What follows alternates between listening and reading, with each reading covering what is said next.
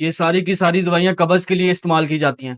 जी अस्सलाम वालेकुम। आज की इस वीडियो में हम बात करेंगे कौन सी दवाई जिस्म में जाकर किस तरह असर करती है जिससे कब्ज़ का मसला दूर हो जाता है।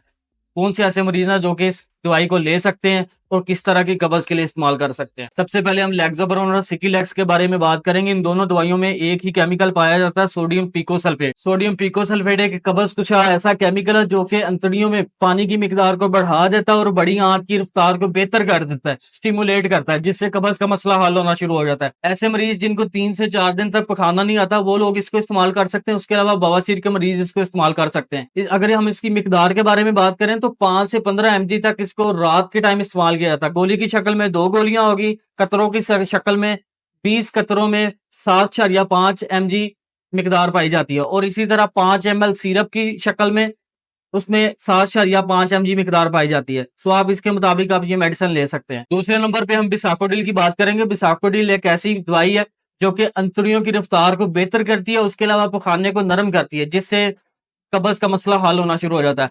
अगर हम इसको गोलियों की शक्ल में इस्तेमाल करेंगे तो ये 6 घंटे से 12 घंटे के दरमियान में असर करती है। इसी के अलावा ये स्पोस्ट्रीज की शक्ल में भी इस्तेमाल होती है, जिसको हम फिजिकली एनएस के अंदर इस्तेमाल करवाते हैं, जो कि 15 मिनट से 45 मिनट तक के अंदर अंदर ये असर कर देती है। मगर अगर आप स्पोस्ट्रीज इस्तेमाल करेंगे तो उसमें आपको फिर टॉयलेट के पास ही बैठना पड़ेगा, कभी भी आपको जंग के सूरत हाल का सामना करना पड़ सकता है। तीसरे नंबर पे हम डुफालक और लाइलैक के बारे में बात करेंगे। इसमें लैक्टोलोज पाया जाता है। लैक्टोलोज एक ऐसा केमिकल है जो कि जिस्म के अंदर जाके ऐसे मसनूआत के अंदर टूट जाता है, जो कि जिस्म से बड़ी आंत के अंदर पानी की मिकदार को बढ़ा देता है, जिससे पखाना नरम होता है और कब्ज का मसला दूर होता है। इसके अलावा जिगर के मरीज जिनके अंदर अमोनिया की मिकदार बढ़ जाती है खून के अंदर, ये खून में से अमोनिया को निकालता है और बड़ी आंत के जरिए पखाने के जरिए इसको खारिज कर देता है। जिगर के मरीज इसको इस्तेमाल कर सकते हैं और ऐसे मरीज जिनको शुगर का मसला है वो लोग इसका इस्तेमाल नहीं कर सकते।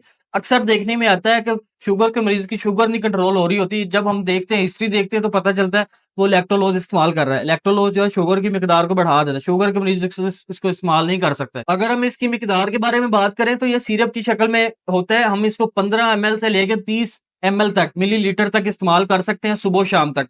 ठीक है जी। अगर कम मसला है तो एक टाइम बहुत है, अदरवाइज आप सुबह शाम इस्तेमाल कर सकते हैं। चौथे नंबर पे हम माइक्रो अनीमा के बारे में बात करेंगे। ये जो अनीमा होता है इसको हम फिजिकली इस्तेमाल करते हैं, एनस में पखाने वाली जगह के अंदर से इस नाली को गुजारते हैं और इसको अंदर प्रेशर के साथ डाल देते हैं। अगर हम इसके असरात के बारे में बात करें ये किस तरह असर करता है, तो अनीमा जो है इसमें सोडियम सिट्रेट पाया जाता है। सोडियम सिट्रेट पानी की मिकदार को बढ़ा देता है तेजी के साथ, उसके अलावा पखाने को नरम करता है और प्रेशर के साथ पखाने को निकालता है। इसलिए कभी भी आप अनीमा इस्तेमाल करें, माइक्रो अनीमा करें या दूसरा क्लीन अनीमा इस्तेमाल करें, सो फौरन बाज मरीजों में 5 मिनट से लेके 15 मिनट तक इसके असरात आ जाते हैं।